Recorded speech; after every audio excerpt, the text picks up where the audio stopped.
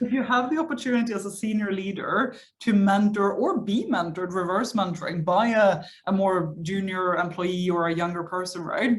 Take the opportunity to find out what are their challenges, what do they care about, what are the problems they're facing. That will give you so many business ideas and like opportunities to solve those problems and thinking of things that you might never have thought of, right? So many great businesses and products are built out of seeing a problem from experiencing it yourself, but you can also see that through other people.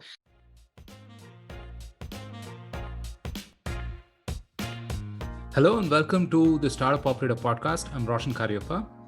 Learning and upskilling is going through a revolution. Some of the smartest people in the world are solving for how we can enable professionals to be future ready. My guest today is Nellie Wartoft, who's doing just that with her startup, Tigerhall. Tigerhall is a mentor media platform where top business leaders share their insights in a variety of formats, including videos, AMAs, courses, or trails, and so on.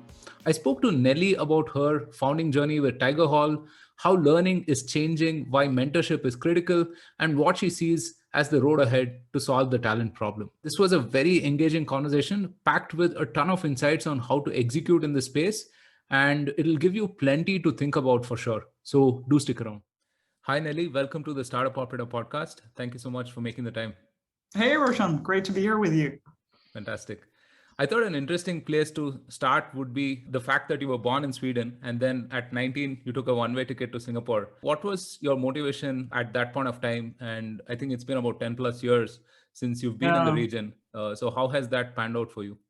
Yeah, I was very passionate about Asia since a very young age. When I was around 11, 12, I told my family that I'm going to move to Singapore, and everyone was like, is that a city in China? Or like, where is that all about?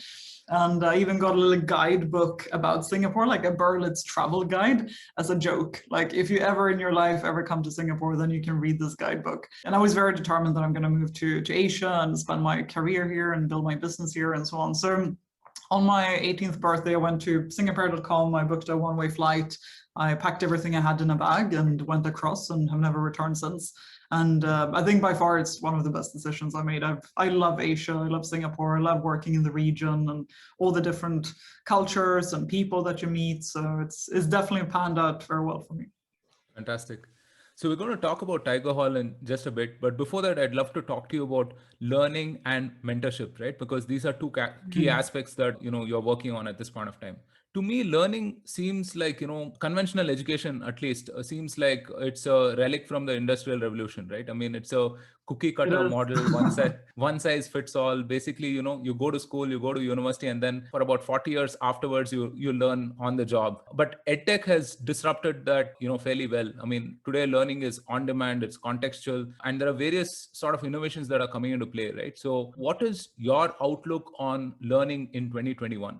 The thing is very true what you said, like learning has been the same for the last 200 years, right? We've gone into a classroom, we've sat in front of a teacher, then we've taken those concepts and we've tried to apply it in the real world and realized that this doesn't work. And I was always this annoying student that was asking the teachers, why are we learning this? Why are we studying that? Why don't we learn how a credit card works and like how to lead a team and how to pay your taxes and so on, instead of learning Pythagoras theorem and the periodical table, etc. So I think when we look at EdTech and how technology has come into that, I think it's come in two ways. And so far, we've still seen primarily taking the traditional education system and putting it online. So you have academic courses, university courses, and everything that you learn in the traditional system, but it's been put on apps and on websites, and you can go and watch it on your own pace and watch it in front of your laptop and so on. So I think that's kind of the 1.0 of learning. Like, that's a very simple way of doing it, right? Like doing something that's already taking place in the physical world and you move it to the digital world. I think what we're going to see more of, and the shift that we are trying to drive as well, is that why don't we change the entire way that we learn? Why don't we change who we learn from, what we learn, how we learn that, and also how learning is assessed? Because right now it's still very based on, if you look at the traditional system, where you went to university, the brand name of your university matters a lot, which I think is absolute bullshit. And it's all about your grades and how you perform in tests and quizzes. And that doesn't tell you anything about your future performance in life, in the business world, or in startups for that matter. Most people who found the best startups are not the best academic performers, right? But the way that we look at talent is still heavily influenced by where you went to university. And that's one of the things that upsets me the most. And coming from a recruitment background, I spent 4 years in Michael Page before this. And all of my clients were like, we only want to hire from these universities, or they only want to have Ivy League grads, etc. And that's just such a poor predictor for performance and adding value to our society. So I think we're going to see more, not just putting what learning has been online, but changing the entire way that we do learn. I think that's the next step. Yeah. No, especially, I mean, in the world that we live in today, where information is totally democratized, right? So sourcing from a specific pocket of the country or wherever seems a little bit of a skewed sort of an approach, right? Also, what you mentioned is pretty interesting, right? The 1.0 of here are 500 hours of material. Why don't you learn this passively, right? But learning really doesn't happen like that. I think learning is very contextual. I mean, it happens on a need basis. And it happens through real interaction with people, could be your peers or mentors, or even people who are like a step lower than you on the learning scale, right? So in teaching, you learn actually. So yeah, exactly. Yeah, there's a movement to make this cohort-based learning, right, prevalent everywhere. So what are your views specifically on that? Is I think cohort-based is what is important is that we have this mix. And I think what has happened is that if we look at the 1.0 of taking what has traditionally been in the physical world and just moving it online, the mistake that many people and organizations and enterprises have done there is to make it entirely digital and self-paced, which means it's entirely lonely. And most people really struggle to have that discipline to go through like 360 videos or similar online, right? Like there was a really good course that I saw on, I think it was like Udemy or something. That was like really good topic, great content, but 620 videos. Like, when am I going to find the time to watch these 620 videos, right? Yeah. So that's just like impossible for most people today. And one thing that I reacted to very strongly as well when I was in recruitment was that I had a lot of candidates that asked me, should I take a break? Like, should I stop my career to go and learn? And should I take a break to take a course at, it could be an MBA, it could be a General Assembly course or similar, where it's like they have to choose between working and learning. And that to me is wrong. You shouldn't have to choose. Like if you want to work and learn at the same time, that's something that you should be able to do at any time in your life. But where cohort-based learning comes into this is that if you go too far in the self-paced direction, right, then people are going to be lonely, and most people don't want to sit through those 620 videos. So what I think is important is to have that blended learning approach where you take the advantages of technology and of digital to scale learning and scale it to the masses and ensure that people have it on demand. It is mobile, it is customized to their needs, but then at the same time providing those in-depth interactive and social moments where you can actually meet with other human beings, because we're still cavemen, right? Like we still crave social interaction and having other people around us. And that's entirely taken away when it's just about watching videos. So I really believe in a blended approach, and that's where I think cohort-based comes in quite well. And it's a little bit like a book circle, right? Like you would go through the same type of content, and then you would meet and you would discuss and you would learn from others and bouncing things off others and hearing how do they implement it and so on. For example, we do a lot of peer coaching in the work that we do. And that's where you go through the same digital journey. So it allows you to do that at scale, and you can do it at your own pace and when you're washing the dishes, etc. But then you still have that human element. So I think it's very important that we make digital human instead of making humans digital. That's a wonderful point, because learning is also social, I feel, and we do learn from people a lot more than from, course material or whatever.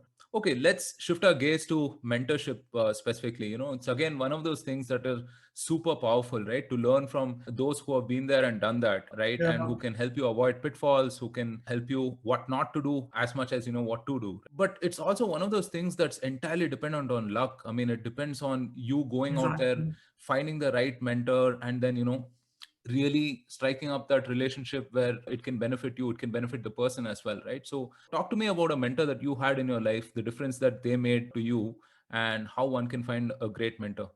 Yeah, I think that's also something that I've been very upset with, is that so much of your future, like your success, depends on, like, of course, luck, what you mentioned, but also the kind of networks that you have access to. And that tends to many times go back to which family were you born in? So to a large extent, our future is already decided for us the day we were born, depending on who our parents are. And if our parents are well connected, if they have those networks, then we will get all of this access. If they're not, it's a lot harder. So, and especially in Asia, where family and connections and relationships matter even more than they do in the West, it's even more from birth that your future is pretty much set out for you. So I think when it comes to finding a mentor, that's something that is the worst part of it, is that it's a lot of things that are depending on our network. And that's, again, something that we're trying to remove, right? By making the 750 business leaders that we have on the platform, making them accessible for mentorship and for everyone to learn from them. Because I think anyone should have the opportunity to learn from the very best and learn from the ones who are the number one in their industry. And that shouldn't depend on, are you working for that company? Do you have the chance to like bump into them somewhere? Or did your parents invite them for dinner last Friday so you could see them? Like, that shouldn't be the way that you find a mentor. So we're aiming to provide a lot more, I hate the word democratize because everyone uses it, but democratizing access to senior leaders and mentors. And I also believe, like personally, I've never had one single mentor in my life, because I think you can't really think that there will be one person that can teach you everything and like impart that knowledge and give you guidance, etc. If you're looking for one consistent person, I would always recommend a coach, which is where you have more like they ask you the questions and they help you develop and so on. But looking for wisdom from one person, I think is not possible. So I've always had the approach of where I have a few different individuals that I look up to for different reasons, and I think are doing great work in different areas. And then I try to see how can I learn this from that person? So how can I learn A from person A? How can I learn B from person B? But not how can I learn A, B, C, and D, and E from person A? So because I think that kind of breadth is something very few people have. So I try to find, if I want to learn, let's take Rajan as an example, as you mentioned his podcast. Rajan is great in how to think big, right? Like that's one of his, and his podcast is just infectious and so energetic. And when it comes to thinking big and goal setting, that's something I would probably go to Rajan for and learn from him. But then if I want to learn something else, I might go to another person. So having this diversity in your mentors is also very important, because otherwise if you happen to have the wrong mentor that could also give you the wrong advice, that's going to be detrimental to some of your choices as well, right? So that's another thing that we try to provide, is having that breadth. So for example, if you're into leadership, you can get the leadership perspective and experiences and examples and advice from many different leaders instead of just relying on one. So that's what I would say with mentorship, just don't rely on one person. Right. And the mentor-mentee relationship is often perceived as a one-sided relationship, right? Where the mentor is kind of offering all of this wisdom to the mentee, and he's doing the person a favor in some sense, or he or she is doing that favor. But then from the other side of the table also, it can be extremely fulfilling to be a mentor, right? And you often learn so many different things because you get to see things in a different perspective. You get to articulate some of your thoughts. You get to live some of these circumstances and situations again, right, through another person. So why should someone actively mentor people? What is in it for them? Yeah, I think all of the reasons that you just mentioned are very valid reasons for mentoring someone. I also think that what I've seen when we work with our mentors is the willingness to give back and wanting to give back. That's a very big part of it. And many of them have had very significant mentors in their careers that have really helped them. And if they can do that same thing to someone else, they would really like to do that. But I would say also from a purely selfish perspective, as you said, you learn tons, and just getting a different perspective and hearing about people's challenges as well. Because one thing that when I see enterprises and they do like, oh, we do reverse mentoring, like many enterprises do, like, oh, we have the young people mentoring the senior leaders and so on. And then I always ask them, okay, what are they getting mentored on? And in 9 out of 10 cases, it's social media or digital technology. I'm just like, social media is not the only thing old folks can learn from young folks, right? Like if you have the opportunity as a senior leader to mentor or be mentored, reverse mentoring by a more junior employee or a younger person, right? take the opportunity to find out what are their challenges, what do they care about, what are the problems they're facing. That will give you so many business ideas and like opportunities to solve those problems, and thinking of things that you might never have thought of, right? So many great businesses and products are built out of seeing a problem from experiencing it yourself, but you can also see that through other people. So when I hear this, that our senior leaders are learning social media from the young people, why don't they learn what do they care about, what are they struggling with on a day-to-day basis, how do they buy their products? And if you can learn how young people are buying their products, you can use that knowledge in how you direct your CMOs and e-commerce and so many different things. So take the opportunity to learn more about their user behavior and their preferences rather than learning about social media, which I think is pretty rubbish. Yeah, I mean, I think one of the most important things is that people who are younger tend to think with less constraints, right? They think in this sort of infinite way, because they haven't experienced some of these constraints at scale, or, they just have a fresh perspective on things, right? So that has been super useful for me when I talk to, a few of the younger folks, right? So, yeah. Okay, so with that out of the way, let's talk about Tigerhall, which is your startup, right? So, how do you set up Tigerhall? What has been your journey thus far? What are some of the use cases that you're catering to? I see that you're focused at users or individuals and enterprises as well. Could you talk a little bit about the business for our listeners? Yeah, absolutely. So Tigerhall is something that I thought of when I was with Michael Page, when I was in recruitment, because I had all of these candidates that came to me and asked me questions like, how do I manage upwards? How do I lead a team? How do I launch this new market? And I was like, I'm just a lowly recruiter, right? Like, I don't have the answers to these questions, but I do know the people who have the answers. Because I realized when I was spending time with my clients who were CMOs, head of sales, CEOs, presidents, I learned a lot more from them just in an hour having a coffee than I did in my entire university education. So that's when I started thinking, how can we connect people to senior leaders, not only for job opportunities, which is what I was doing and connecting them to find their next role, but also for learning opportunities. How can we ensure that this serendipity that is currently in who do you hang out with at the after work, or who do you bounce into at the water cooler, how can we take that and put that on a platform and scale it so that everyone can have access to these senior leaders on demand at any time, and they don't have to have the opportunity chance to sit down with them for a coffee to get that intel. They can just plug in when they're washing the dishes or taking the dog for a walk or similar, right? So that's very much what I wanted to build, and just give people access to these moments, because I had so many aha moments when I was interacting with these leaders and just hearing how they built their teams, how they thought about their businesses, and all of those aha moments I wanted to package somewhere and ensure that people could get access to it. So that's how the idea was born, and we started actually with offline events. So we had offline events. I was asking some of the people in my network, would you mind come and share your knowledge in front of 40 people next Thursday? And I would sell some tickets online and people would come and listen.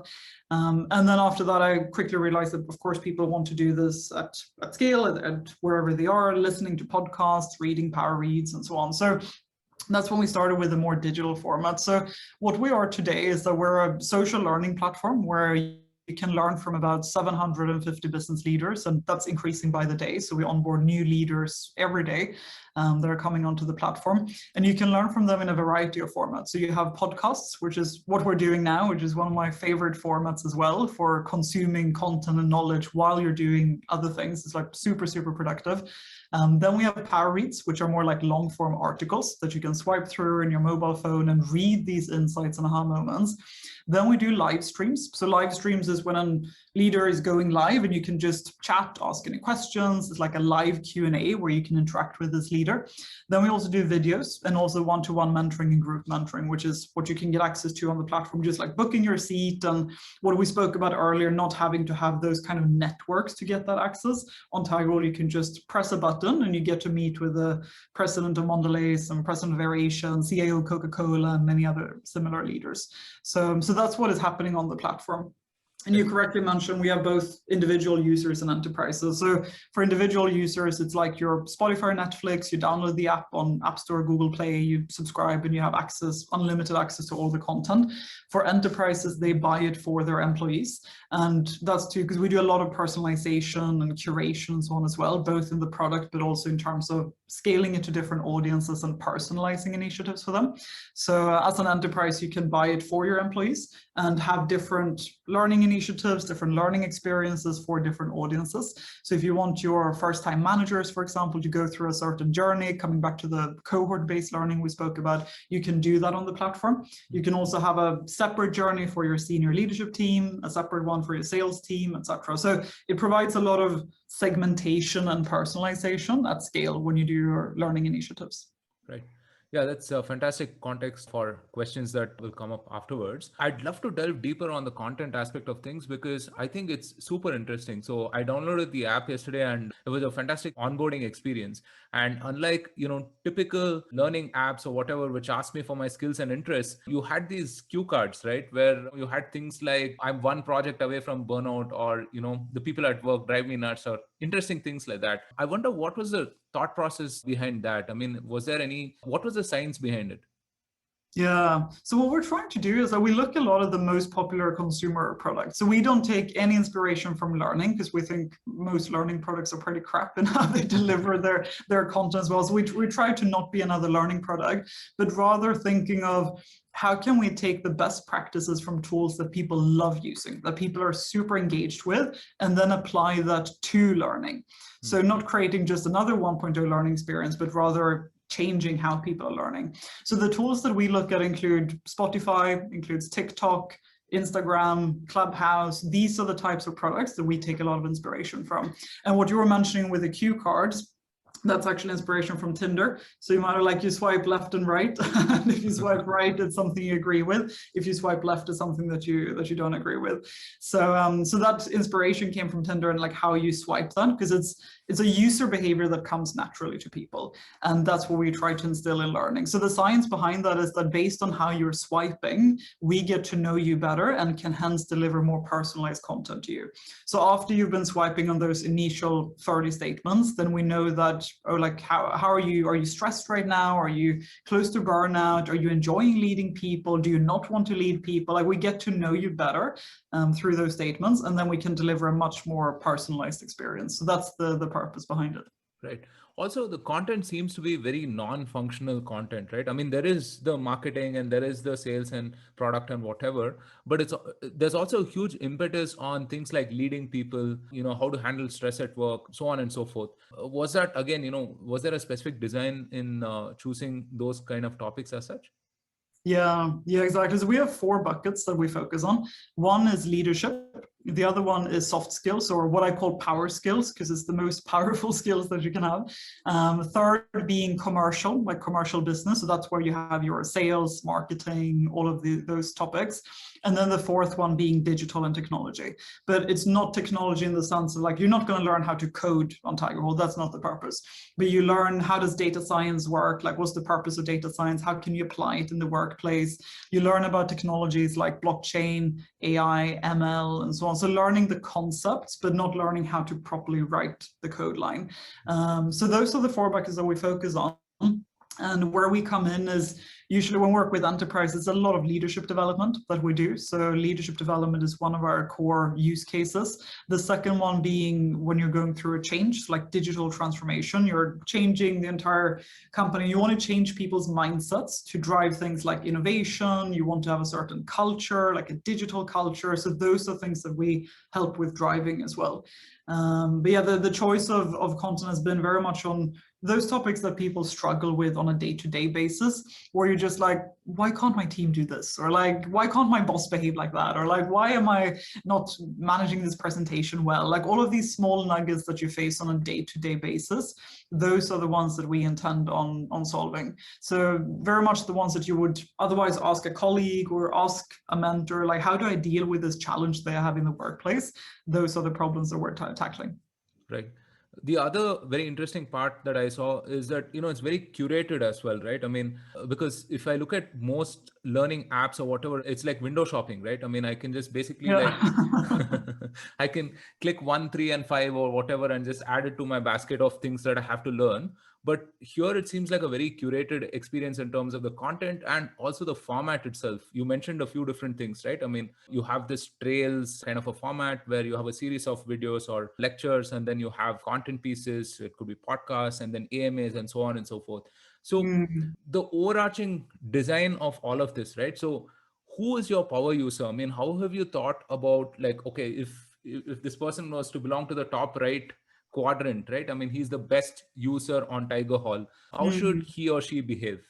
It's interesting what you say about the window shopping, because it's very, very true. Most learning sites have actually been designed based on e-commerce. So it's designed based on having a massive catalog, searching what you want to find, and then adding those things to your cart, and then checking out and consuming, right? So that's like very much the e-commerce kind of thinking, which is in like 99% of learning platforms. And coming back to what we take inspiration from, which is much more social media and like content consumption, where it's super personalized. When you log into Netflix, right, like you're going to see different recommendations based on who logs in, where you log in from, which country you're in, and so on. And the same when you jump into your social media feed, your closest friends are going to be the ones that are on top, because those are the ones that you usually like and you interact with, etc. So that's exactly our approach as well, taking that social media approach and curating it and personalizing it for you, instead of having this massive e-commerce library where you yourself have to do the work and searching for what you want to find. So that's a very big part of what we're focusing on. And coming to your question on the perfect user, like the most engaged user, it's usually a first-time manager, a mid-level manager, or a startup leader in their 30s. So our core audience is between 30 to 45 in that bracket. So most of them are like 35, 40, and they have this kind of habit where they instill learning. So most of them use it when they're exercising. So when they're out running, going to the gym, etc. The second most common use case is actually in the shower. So that's when people consume it, when they're getting ready in the morning. And then of course, when they do the dishes and take the dog for a walk and so on. But the ultimate super user is 30 to 45, first-time manager, mid-level manager, living in Asia and wanting to improve themselves and grow their business or grow their career. Right. A lot of learning also today is linked to certifications and branding, right? I mean that, I completed this particular course on Coursera or whatever. How are you dealing with that sort of a psyche of potential user? Yeah, and so that's very important for people to show what they've learned, right? And that's something that we provide as well. So once you have completed a trail, you get a badge. If you complete an entire academy, you get a certificate and so on. So we do provide badges and certificates as well to give people a chance to show that this is what I've gone through, these are the topics that I've learned and so on. Okay. You spoke about an important aspect, right? Which is first-time managers and middle managers in general. There's such a important layer in any organization, because I think that is where most things break, right? I mean, where, all of your strategy and vision doesn't really get translated onto the ground, right? What are some core skills to up level at that layer of the organization? In your experience, you must have seen all of these middle managers choose these variety of courses and so on and so forth, right? So what are some core skills that middle managers should have? Yeah, it's a very, very important layer. It's almost the most important layer. And especially first-time managers tends to be a very big problem when we work with startups. So startups usually have this tons of young people that are like in their sometimes first or second job. And then given the startup is scaling rapidly and growing, then you will have a lot of people getting promoted into first-time manager roles. And it's the first time they're leading anyone in their life. And that's a big, big point of struggle for most people when they step into that leadership role. And as a quickly scaling and fast growing startup, you don't really have those resources to provide proper first-time manager training and so on. So that's many times where we come in to help with. So first-time managers is a very big layer where we focus a lot of our efforts as well. And in terms of the key skills that you should have in first-time management, a lot of it comes down to how do you have difficult conversations? That's something that you're not used to before, right? Like you're not really having difficult conversations with your colleagues, but when you're a manager, you have to fire someone or you have to manage performance and so on. That's something that's uncomfortable for a lot of people. So there's a lot around getting comfort with that. Then the second one, I would say coaching and talent development. How do you actually help people become better? Many first-time managers have a tendency to give all the answers and tell people what to do, which you shouldn't. How do you coach and get people to arrive at their own answers? And then you have an entire piece around goal setting, performance management. How do you drive a team to execute towards a goal? And how do you arrive at that goal together? And then, of course, the entire engaging and motivating the team. How do you ensure that they enjoy what they're doing and that they're having fun while they're working towards that goal, and that you don't come in as a dictator and change their lives in a negative way, right?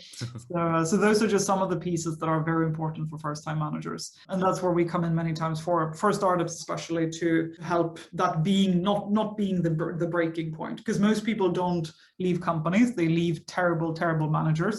And the chance of having a terrible manager is super high when that person has never managed a team before. Right. Yeah, and it's important to recognize that it's a specialized skill as well, right? Management at that level itself. Because I think most people become managers the way most people become parents, right? Yeah. That's a good analogy, actually. It's a very incidental process, right? I mean, you have kids and you become a parent, and then you have a few people reporting to you and instantly you become a manager, right? Yeah. So I think, being deliberate about that process of being a manager and so on is like very, very important, I feel. So, you take this value proposition to HR and leadership, or let's say L&D teams and organizations, enterprises. What is their typical reaction like? Because I feel they have, one of the hardest jobs, right? Which is to hire the best people, retain these best people, and then graduate them into, tougher and tougher and more responsible roles in the future, right? And it's a really tough problem to solve. So what are enterprise teams doing about this? Yeah, it's a very tough problem to solve in HR. And I think many people don't give HR enough credit either. It's usually seen as an admin function or something super annoying, right? Like, oh no, now HR comes again, or another learning invention, how boring, etc. And I think that's part that people are not giving credit where credit is due. But also some HR professionals are not really strong in communicating how they're adding value either, and tying that back to business strategy and the goals that you're achieving. So that's also something I think many HR professionals can improve in as well. But I think what they're doing at the moment, and to your question, when our value prop and where we come in, is that they are looking at a core pain point for many of them is, how do I scale what I'm doing? That's on everyone's mind, right? Like, how do I scale? How do I automate? How do I make it easier? But at the same time, making it super personalized and super relevant. So our value proposition is very much personalization at scale, in a nutshell, and having different interventions, different learning experiences targeted and segmented for different audiences, and not having this one size fits all. Because you tend to have, especially before COVID, you had so much that was classroom-based, and many organizations had 100% classroom-based. For example, one of the biggest banks in India that I was speaking to, they have over 100,000 employees, and every single training was classroom-based at that scale, which is just not sustainable, right? So you have these organizations that are doing a lot in classroom, and then they're like, oh, we need to flip the switch to digital. But then, as we spoke about before, they go to video learning and 620 videos for everyone. And that's where they lose people. So your engagement is something that HR is struggling with massively, because they have a hard time finding this balance between classroom-based and scalable. And when they think scalable, they think digital and alone in front of your laptop. So where we come in and say that scalable does not have to be just watching videos on a laptop, it can be engaging with a lot of different people in different ways through different formats, but doing that mobile and technology and scalable through a mobile app like we're doing, for example, but also having these human elements. So I think that's where the struggle is usually, and where we come in to say that you don't have to go either way, like it doesn't have to be all classroom or all digital. This is a way to do a beautiful blend and ensure that people stay engaged, they are motivated, and they love learning, but you can do that at scale without having to do baby care with each employee when you have 100,000 plus employees. Right. So I spent about 4 years in recruitment early in my career, and I happened to sell to HR folks as well. And one of the challenges I quickly realized is that HR is treated as an operational necessity and not a strategic function as such. And when you sell to HR folks as well, I mean, you have to kind of water down your proposition into the basic operational stuff, right? So it could be things like, hey, give me these X number of videos, or give me this content on these 40 different skill sets, and so on and so forth. But I see that, what you're doing is a very high level proposition, right? I mean, it's a very strategic proposition. So how are you able to, convince HRs to meet their operational needs, but also, meet that higher purpose as well in terms of, strategically what you're trying to achieve? Yeah, I think there are two ways. So one is that we sell a lot to CEOs and presidents. So we tend to go very, very top down and go straight to the ones that are strategic, because they are the ones that are feeling the pain points, especially in leadership development. It's the CEO that is feeling the pain point, because they don't have the succession plan. They don't have new layers of managers coming up, and they see this every day, right? So the pain point is not only with HR, it's with the entire business. So that means that when we come in, we can speak to any part of the business and help them solve their particular issues, especially in leadership and sales and digital, for example. So that's one side. But then the other side, I say there have been increasingly more and more HR professionals that have adopted that mindset as well, that are becoming more strategic, that are more ambitious, that are less risk averse, because traditionally HR has been a little bit like just one level above admin kind of, and it's, as you said, very operational. And they haven't really had that mindset to look at it from a higher level, make it more strategic, and especially more like they haven't had the willingness to be taking risks and to try something new and experiment, because they haven't been incentivized based on that. They've rather been punished for doing new things and taking risks. And if you're in HR, the downside is massive because it can go really, really wrong, and then you get a lot of shit from the business. But the upside, if you do something right, has historically been quite small. And that's something that I've seen changing. So businesses are now seeing that there's a bigger upside when HR are doing things differently, which means they also dare to risk more and try new things and experiment. But also just the education of HR professionals and who you hire for HR has also improved. So I've sold to HR now for 10 years and in recruitment as well. And I see the type of persona that we have in HR is a very different persona today compared to what it was 10 years ago, when it was much more like elevated secretaries or similar. Yeah, no, I mean, certainly, I mean, I think over the last decade, at least the persona has changed in terms of HR becoming business leaders, right? And functioning like profit center folks, really. Yeah. So, yeah, let's... The chief people officer. Exactly. So let's look at, Tigerhall as a startup and, your role as a founder itself, right? If I understand correctly, I think you guys are a couple of years into the journey right now. What are some of the high level challenges that you are solving at this point of time? I think my challenges right now is any startup, right? Like, how do we grow faster? How do we scale bigger? How do we do better work for our customers every day? How do we every day become better than we were yesterday? And things that I'm thinking about is like, how do we make personalization even better? For example, we have a really strong engine now that is operating off of machine learning and everything else, but how do we make that even more relevant? Because I want to take Tigerhall to a point where you open the app and it's the problem that you were facing today, or even the problem that you're going to face tomorrow, so that we're one step ahead of you. So, and we can tell you that, oh, Roshan, you're looking to do this in your career. This is the exact steps and the exact skills and knowledge that you need to get there. So hyper personalization is always on my mind. I think that's super interesting from a technology perspective as well, and how we build that out, and just thinking about that from a product perspective. And then of course it's how do we produce better content, how do we onboard different experts, all of those things, and of course expansion and revenue growth. So I think those are some fairly normal challenges of a startup founder around growth and so on, but especially this personalization element and driving the product in that direction is something that I spend a lot of my time on.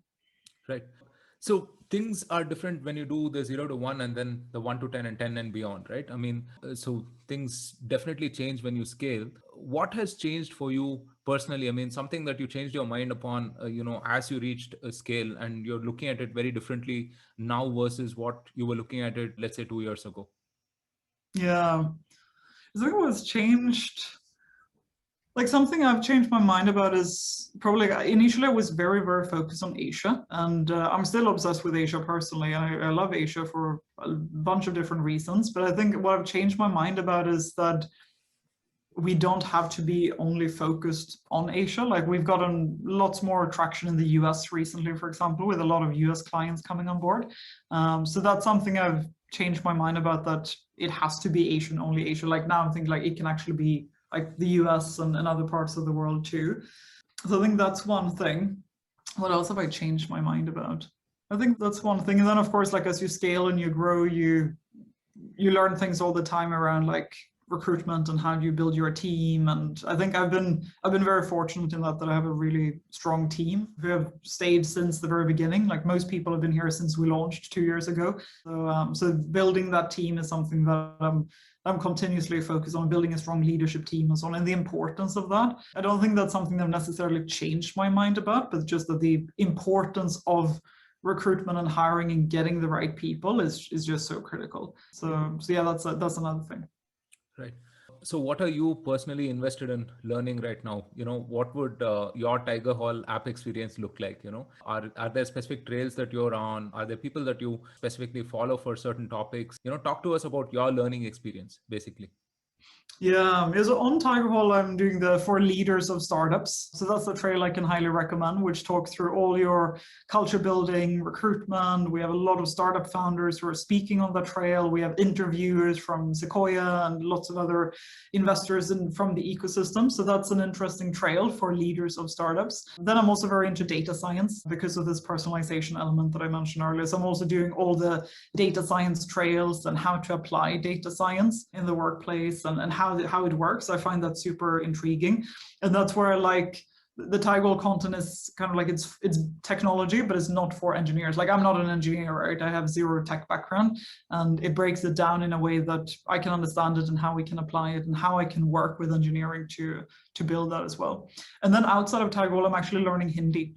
So that's my my current learning journey, which I'm also doing via podcasts.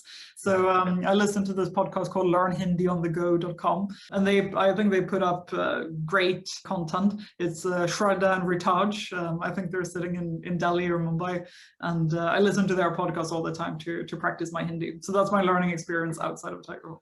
Fantastic.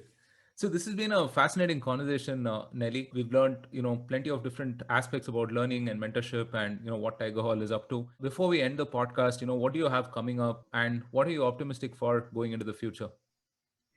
So right now, what we have coming up is building lots more of that social. So that's something I'm super excited about. We're all focused on social learning and how do we make people interact more with each other on the app. So that community element and the social aspect. So for those of you who are Tigerhall users, you will see transitioning even more into like a social media platform that dedicated entirely to learning.